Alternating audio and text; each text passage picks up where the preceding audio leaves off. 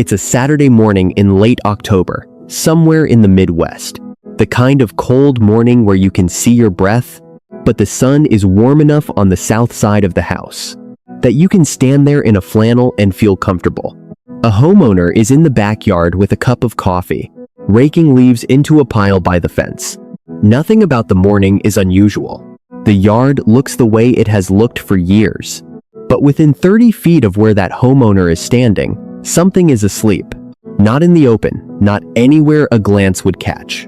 In a space the homeowner has walked past, mowed near, and stored a wheelbarrow beside every spring for a decade. This is the part of the raccoon story most people never see. Not the part where the trash gets knocked over at midnight, and not the part where the motion light flicks on at 1 in the morning. The part that happens in between, the hours of the day, the hours when the animals are not gone, they are just out of view. Here is the thing about raccoons that does not fully register until you have walked a yard with someone who knows what to look for. They did not go anywhere. They are resting within a short walk of the place you saw them last night. The reason you almost never see them is not because they travel far. It is because their resting places sit inside the blind spots of how we look at our own properties. What I want to do in this video is walk through where these animals actually spend the daylight hours and why a single raccoon does not pick one spot and stick with it. We will go through 7 kinds of resting place, talk about the signs that one of them is in use, and address a misconception that sends a lot of homeowners into a panic for the wrong reason. Raccoons are crepuscular and nocturnal, which is the technical way of saying they do most of their moving at dawn, at dusk, and through the middle of the night. That part is well known. What is less well known is what resting actually looks like for these animals, and how close to a house they are willing to do it. The short version is, closer than you think, often a lot closer. A homeowner who has spent any time reading their property the way a wildlife manager would tends to come to the same conclusion. There is not one den, there are several. The animal rotates between them on a logic shaped by weather, by disturbance, by who has young, and by what feels safe that particular afternoon. Stanley Geert, a wildlife researcher at Ohio State who has spent decades studying urban raccoons, has documented something most homeowners would find surprising. The same animal will use multiple resting sites inside its home range, shifting between them with regularity. There is no one bedroom, there is a network. So let us walk the yard. Start by looking up, not at the roofline, not yet, at the trees. What you are scanning for is a hollow, a knot, a place where a limb broke off years ago and the heartwood began to rot. A cavity 10, 15, sometimes 30 feet off the ground. An adult raccoon will use a tree cavity that high without hesitation. From the outside, the entry can look like nothing more than a dark spot the size of a dinner plate. From the inside, it is a hollow chamber, often with old leaves and bark fragments accumulated at the bottom. Dry, defensible, almost impossible to see from the lawn. That is the first kind of resting place, the classic one, the one that was here before the houses were. Now look at the house itself, specifically the soffit, the gable vents, the seam where the roof meets the chimney. Attics are, for a raccoon, an upgrade. They are insulated, they are dry. They are defended by an animal that already lives there, namely you, which keeps most other predators away. A torn soffit vent, a piece of fascia that has worked loose, a gap behind the gutter wide enough for a child's hand. Any one of these can be a front door. 4 inches of clearance is generous. Drop your gaze to ground level now and walk along the foundation. You are looking for the crawl space, the lattice panel under the porch that came loose on one corner, the vent cover that is missing its screen, the gap between the concrete pad and the siding. Crawl spaces are popular with mothers raising kits because they are dark, enclosed, defensible, and warmer than the air outside. A homeowner can live above one for an entire season without realizing it is being used. Same goes for the space under the deck. If your deck sits low enough to the ground that you cannot easily see beneath it, but high enough that an animal the size of a house cat could move around, You have what wildlife managers would call a likely candidate. Brush pulled in from the yard, old leaves, an indentation in the soil where something has been bedding down repeatedly. Move out to the edges of the property. The brush pile you have been meaning to deal with since spring. The stack of firewood against the back fence. The collapsed corner of the old shed where the door no longer closes properly. Raccoons will use any of these. A brush pile, in particular, is essentially a hollow log they did not have to find. And then there is the part most people do not think about at all. The storm drain, the culvert under the driveway, the dry concrete pipe at the back of the property where the runoff goes. Suburban raccoons use these constantly. The infrastructure we built to move water turns out to be ideal lodging. Cool in summer, sheltered from rain, structurally sound, and almost entirely invisible from the street. Last on the list, the abandoned structure.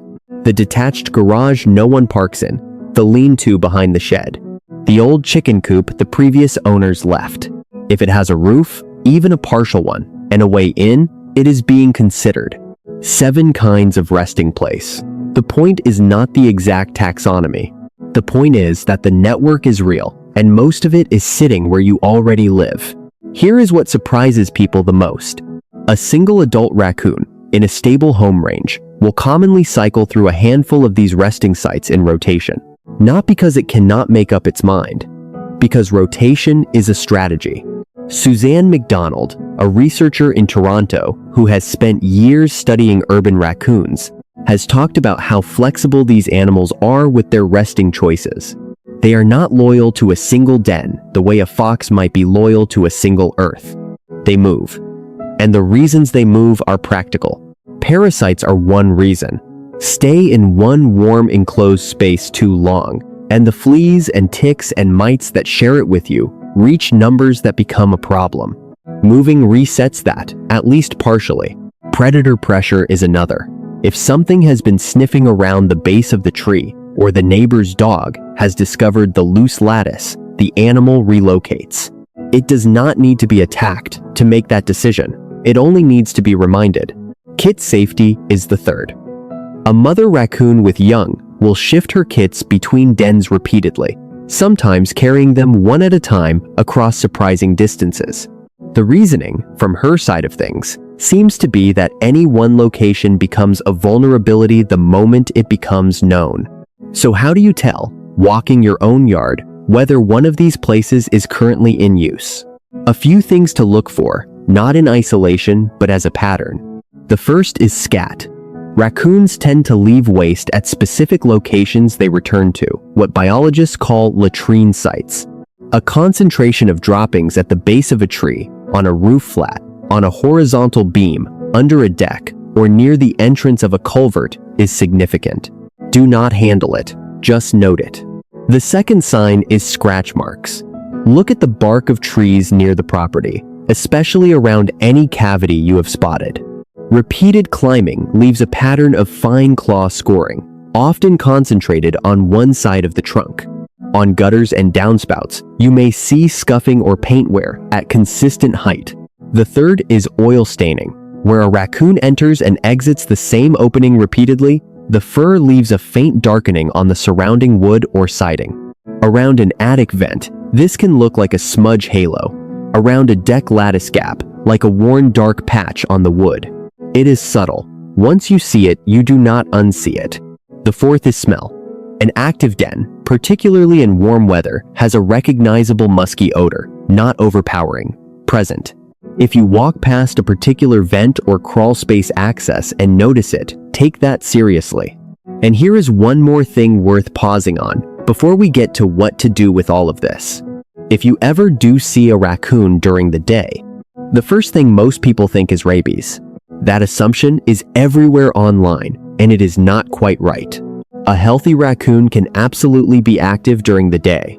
A mother feeding kits might come out at midday, because her schedule is being driven by hungry mouths rather than the sun. A young raccoon recently kicked out of the den is figuring out the world on uncertain hours.